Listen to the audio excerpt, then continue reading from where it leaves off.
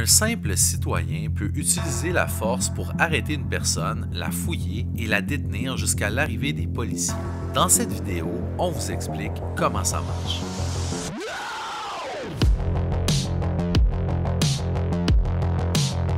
Le Code criminel canadien permet à une personne d'en arrêter une autre qu'elle trouve en train de commettre un acte criminel.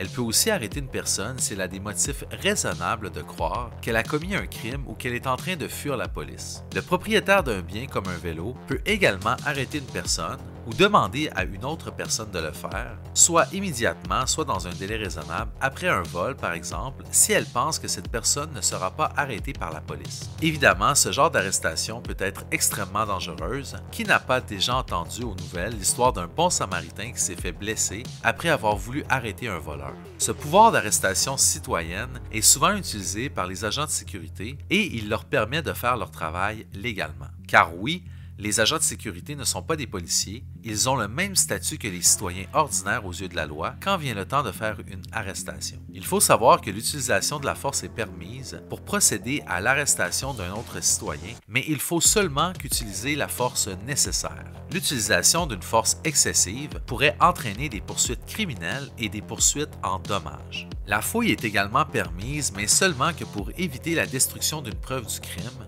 ou pour protéger sa sécurité si on croit que la personne qu'on arrête dissimule une arme, par exemple. Enfin, il est aussi possible de détenir une personne, mais encore là, il faut être extrêmement prudent pour ne pas que la détention se transforme en séquestration, car la séquestration est un acte criminel.